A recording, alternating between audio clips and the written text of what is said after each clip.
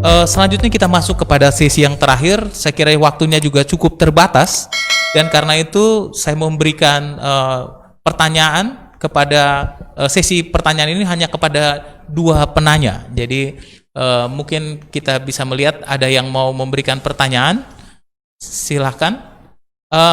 Mungkin karena hanya 2, jadi saya batasi. Saya tidak tahu apakah di jalur online ada yang mau bertanya.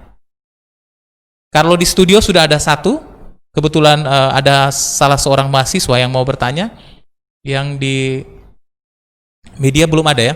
Oke, kalau begitu kita beri kesempatan dulu kepada salah seorang peserta yang ada di studio yang ingin bertanya. Silakan. Ada Kenny, silakan Kenny.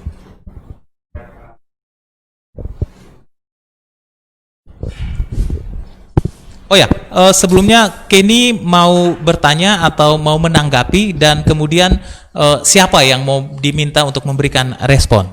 Silakan. Baik, cek. Baik, terima kasih pertama-tama atas kesempatan yang telah diberikan kepada saya.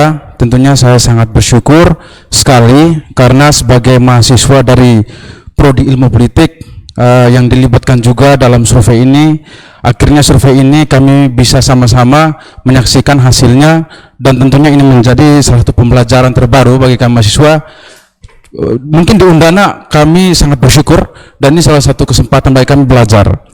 Kemudian terkait dengan persoalan survei Prodi Ilmu Politik ini, ada beberapa hal. Saya juga terlibat sebagai surveyor. Mungkin sebelum itu saya perkenalkan nama saya Joseph Kunsius Bau. Saya mahasiswa Ilmu Politik, dan di kampus saya sebagai Ketua HMPro Ilmu Politik tahun 2020. Ada beberapa hal yang kemudian saya temukan di lapangan sebagai seorang surveyor.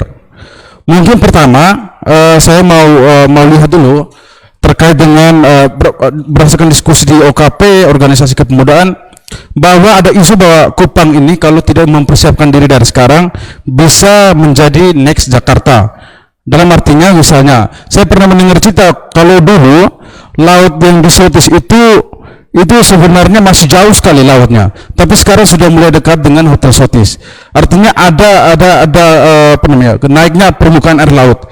Nah, di sini saya simak dari Andre Connell dalam Greenpeace, dia bilang setiap detiknya 20.000 ton es meleleh menjadi air. Jumlah itu setara dengan air es yang mengisi 10 kolam renang Olimpiade. Kalau misalnya pemerintah tidak mempersiapkan ini dari sekarang, bisa jadi kita menjadi the next Jakarta. Dalam arti pembangunan semacam saluran-saluran pembuangan itu seharusnya dilakukan sejak dini. Kemudian ini persoalan yang saya temukan lapangan terkait dengan Kupang hijau atau green untuk kota Kupang. Waktu saya turun ke lapangan, itu ada seorang pengusaha air bersih. Dia menawarkan kalau misalnya Kupang itu mau jadi Kupang hijau, tidak bisa menggunakan tangki air yang cukup terbatas di kota Kupang. Justru dia sebagai wirausaha air, dia menawarkan kenapa pemerintah tidak mau menawarkan kerjasama dengan wirausaha. Misalnya setiap wirausaha yang punya tangki diwajibkan 1 hari 1 tangki air disiram ke tanaman pohon-pohon di kota Kupang, karena itu sangat membantu. Misalnya kalau ada 1000 tangki di kota Kupang, berarti pembangunan atau penyiraman air itu ke pohon-pohon itu cukup bisa merata. Kemudian soal pembangunan infrastruktur ini, saya kira kemarin menurut survei dan juga hasil yang saya temukan lapangan, ternyata saya dapat di Menulai 2, dan lebih tepatnya dekat TPA, tempat pembuangan akhir sampah itu di wilayah Menulai 2, dan itu pembangunannya masih sangat bahkan jalan penerangan pun tidak ada, jalannya pun masih rusak-rusak. Dan saya kira ini mesti jadi perhatian bahwa pemerintah fokus di dalam kota, tetapi daerah pinggiran-pinggiran kota perlu lagi untuk disumbang, sehingga tidak ada istilahnya emosional sosial yang dimana membuat orang ini kota saja yang bangun, kita di wilayah pinggiran kok tidak, berarti kita bukan masuk kota. Itu yang terdapat di benak masyarakat. Kemudian masalah air bersih ini saya sering diskusi dalam OKP saya, misalnya di Komite Nasional Pemuda Indonesia, Provinsi NTT, kemudian di organisasi-organisasi. masalah air bersih saya bilang solusi apa yang paling sama teman-teman paling baik untuk supaya kita terbebas dari air bersih. Kesimpulan kami mungkin tanpa mengurangi perusakan alam hanya satu, yaitu penyulingan air bersih. Nah, penyulingan air bersih ini kan kalau menurut diskusi kami ada dua, yaitu sumber daya manusia dan juga teknologi. Mungkin pemerintah bisa siapkan itu agar kita janganlah krisis air lagi. Terima kasih. Oke, terima kasih untuk penanya dari peserta diskusi ini. Yang pertama, saya kira ini bukan hanya bertanya, tetapi sekaligus dia merespon dan memberikan tanggapan terkait dengan hasil panelis dari para hasil diskusi dari para panelis. Dan mungkin di antara para panelis ada yang mau memberikan tanggapan, silahkan. Oke, mungkin dari Pak Rudi dulu, silakan Pak Rudi. Ya, saya kira cara pandang kita dan cara pandang kita dalam melihat masalah kota juga sudah sama ya. Ini juga sekaligus ini beberapa tanggapan di Facebook ya, sekaligus kira-kira punya cara pandang yang juga sama atau menganggap atau melihat masalah yang juga sama ya, bahwa ada persoalan air bersih, persoalan sampah yang terbiarkan selama ini dan tidak mendapatkan perhatian serius. Nah, sebenarnya itu saja yang mau digarisbawahi. Jadi semoga ini menjadi catatan penting. Semoga menjadi catatan penting dan diperhatikan oleh pemerintah Kota Kupang. Ini bukan seperti yang saya bilang tadi, ini bukan hanya sekedar bagian dari kritik, tetapi sebenarnya ini harapan dari masyarakat kota bahwa ke depan pemerintah kota diharapkan untuk memperhatikan masalah-masalah dasar yang sampai hari ini masih belum terselesaikan. Membangun taman, memberikan penerangan itu satu hal. Meskipun ada ketimpangan di sana, kalau kita lihat taman dan penerangan itu lebih banyak di spot atau titik-titik tertentu, seperti yang tadi sudah disampaikan Pak Elsit, saya kira itu satu hal. Tapi kemudian hal yang lain juga kita memberikan apresiasi, tetapi juga memberikan catatan bahwa ke depan jangan sampai niat baik untuk membangun taman itu justru menghasilkan ketimpangan-ketimpangan yang lain. Saya juga membayangkan misalnya kalau taman itu mau dibangun, alangkah baiknya di jalur hijau misalnya.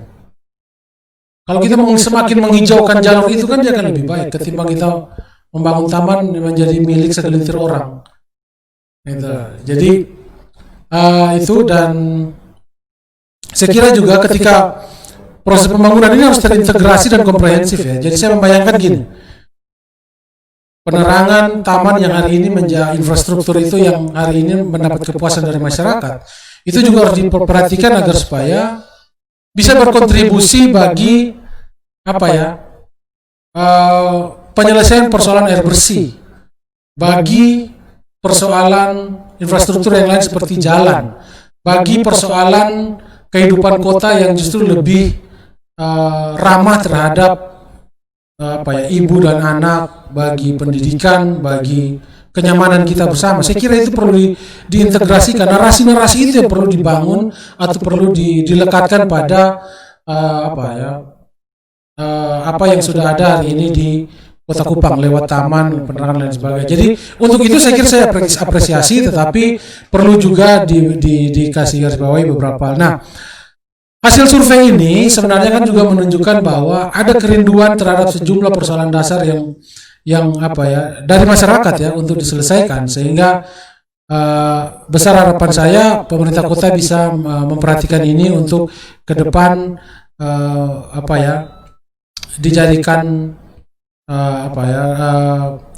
diambil langkah-langkah strategis dan prioritas untuk penyelesaiannya. Saya kira itu, dan tanggapan dari teman-teman yang tadi di Facebook maupun yang di studio juga sudah menunjukkan hal yang sama, dan itu mewakili kerinduan publik kota. Saya kira itu saja dari saya.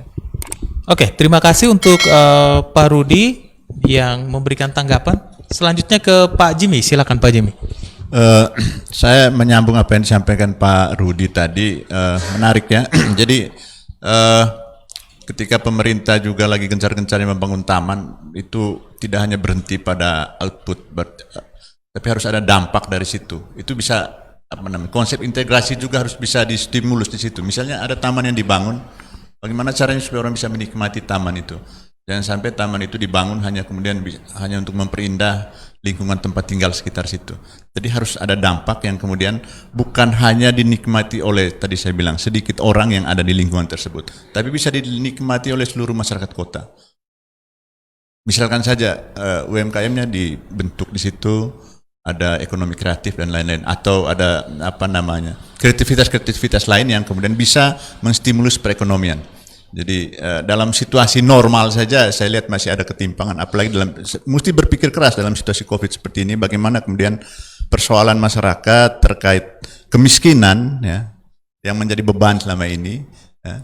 Jadi pemerintah kota harus berpikir lebih cepat 10-20 kali lipat atau 100 kali lipat, karena persoalan ini persoalan membangun Kota Kupang ini bukan hanya persoalan gagah-gagahan saja, tapi juga yang jauh lebih penting adalah bagaimana itu, meminjam kata Pak Rudi tadi, menjawab persoalan seluruh masyarakat yang tentunya terintegral. Jadi bukan hanya, kembali lagi, bukan hanya bangun taman dan dibiarkan begitu saja, fungsi kontrolnya tidak ada, lalu kemudian banyak mobil yang siang-siang parkir di atas pelataran taman.